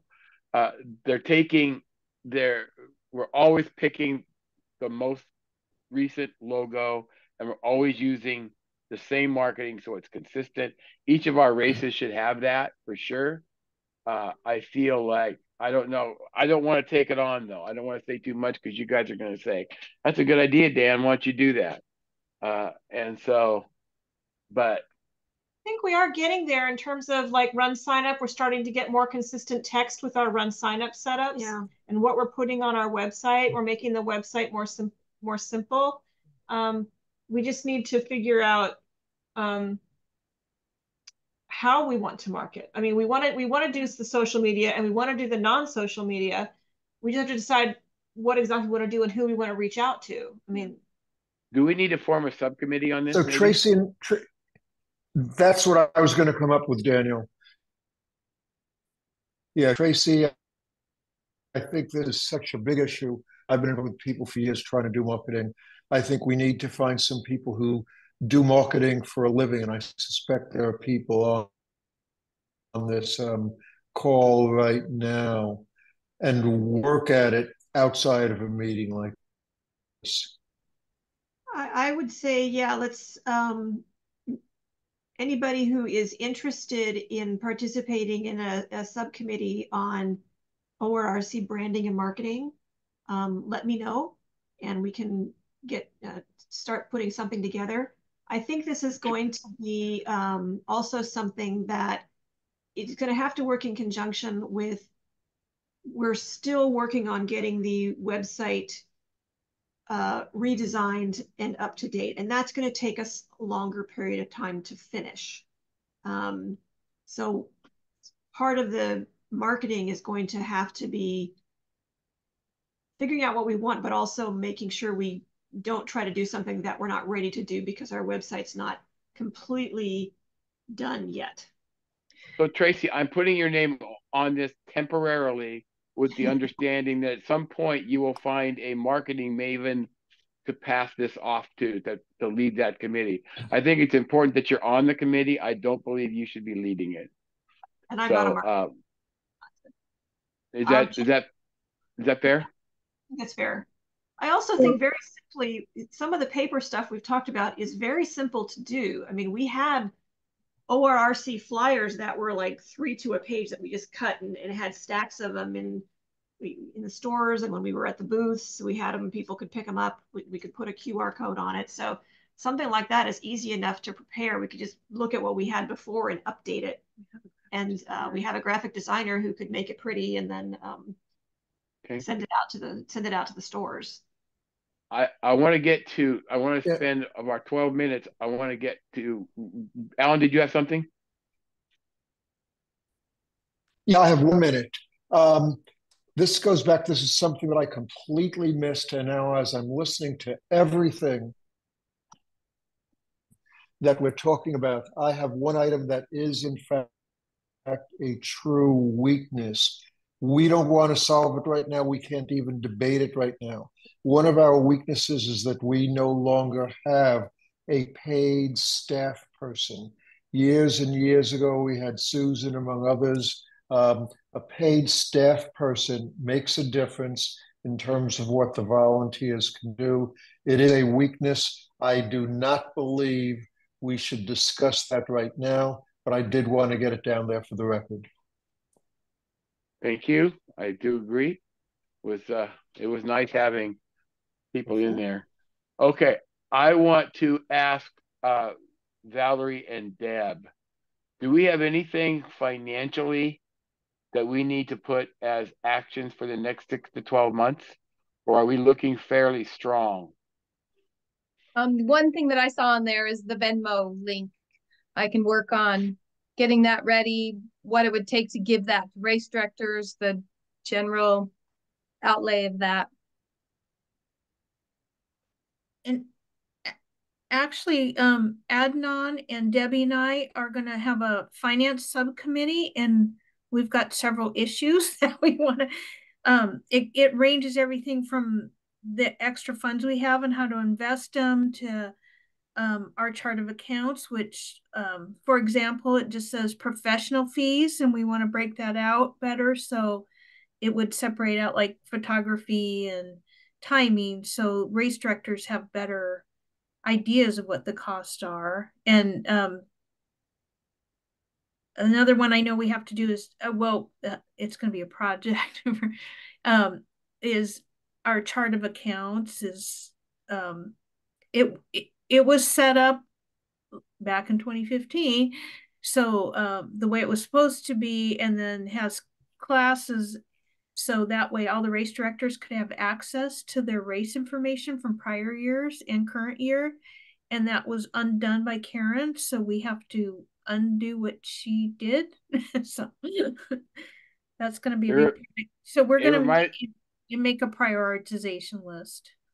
Okay, who's heading up? Is Debbie heading up that subcommittee, or are you? Debbie, and then Adnan and I will be on it. Okay.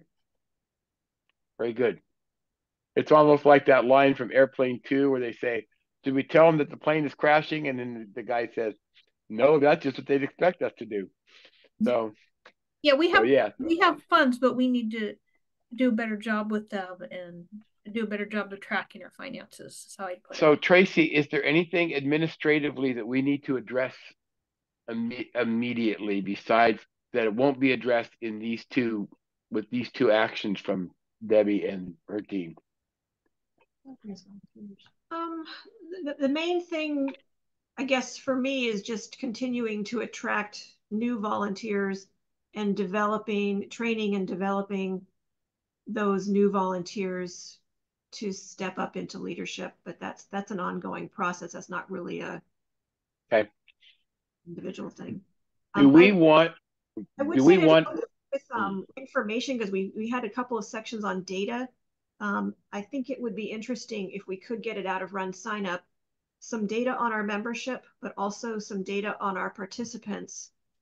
And I would say participants in the last year. I don't necessarily want participants from 5 years ago or 10 years ago, but what are our current participants and where do we see some weaknesses there? So getting some information so we know who kind of what we're working with.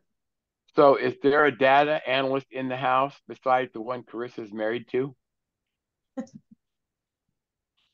I don't want to be volunteering my old friends for anything, but there are people out there that do data analytics, and not all of them, even some of them I know are retired.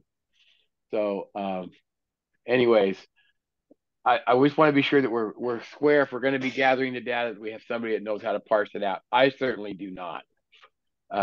So I think that was the reason that I was here. Oh, Adnan, that's your expertise. So are you willing to take on some of that data and give us some inferences and trends? Yeah, I can definitely give it a shot. Cool. So we need to give access to. I think we can download it. Okay, I got 7 minutes here. I want to go back here for a minute. We have not talked a lot about races. By the way, I'll touch for 20 seconds on ORRCA. I'm trying to arrange I took this on. I called the RCA. They kind of bit my head off, and they said, "Hey, we're the one that determines who the state reps are, not you."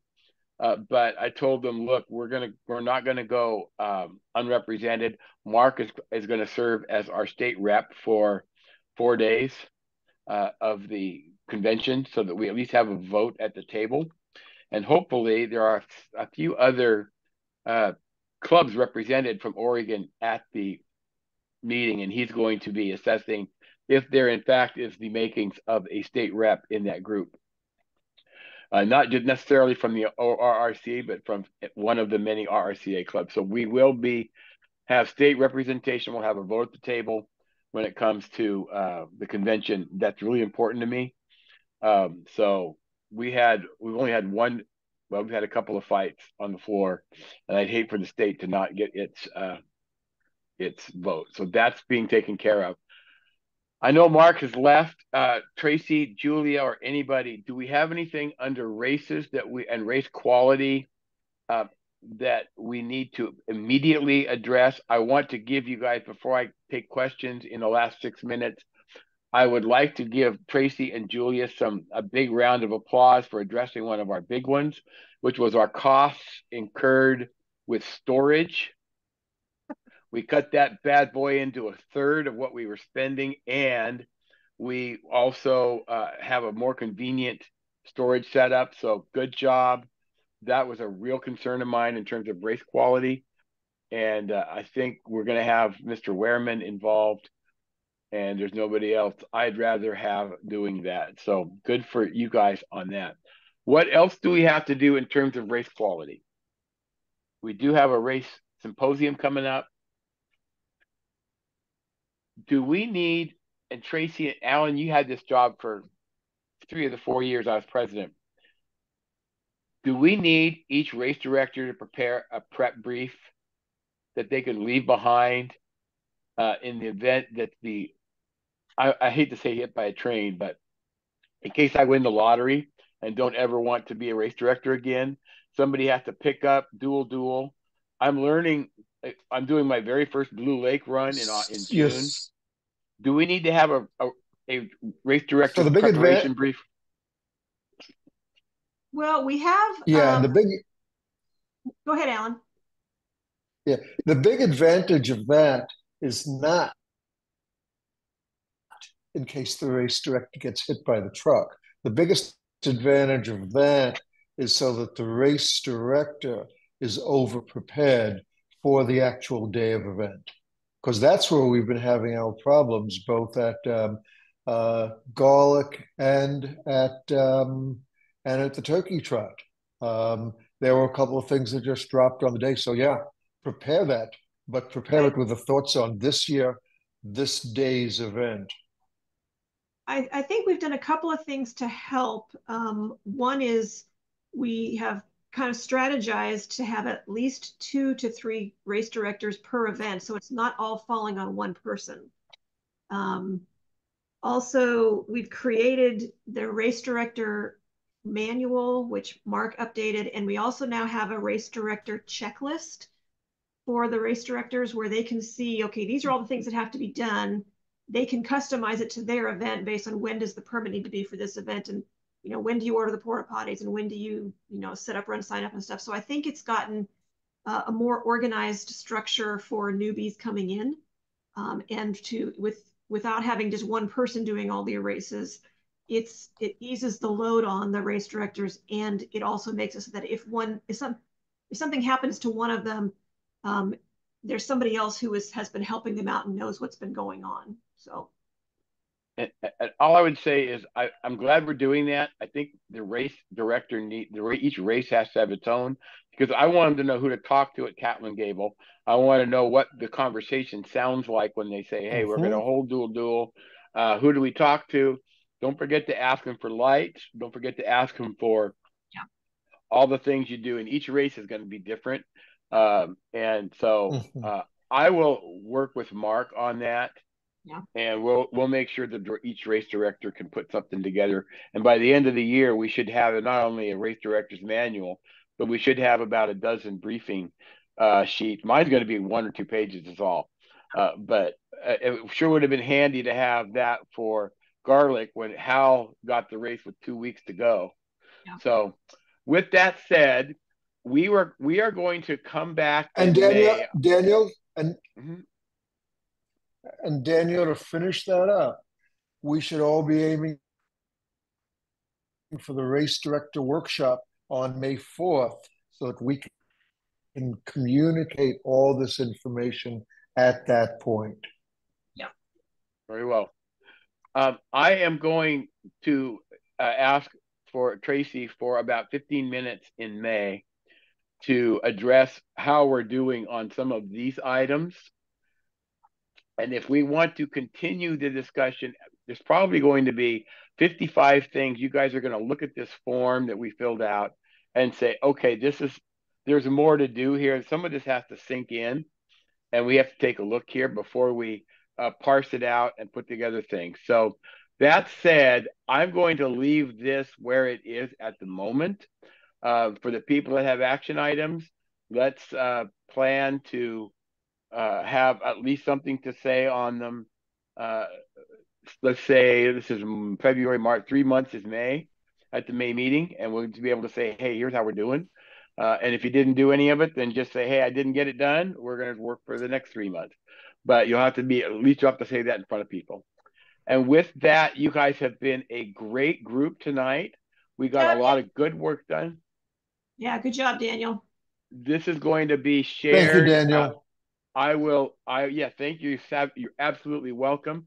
I am going to share this in a way that it can be on, I've remembered I shared it on my own Google Drive, but it needs to get moved over to the club Google Drive so that people have access to it. Also, I think I want to put this someplace where the membership can ultimately take a look at it. So at least they can see that we don't just sit around all day. We have a lot of good stuff here. And you guys were a big part of it. And with all of that, I will officially close the meeting. I'm going to ask Carissa to go ahead and stop the recording.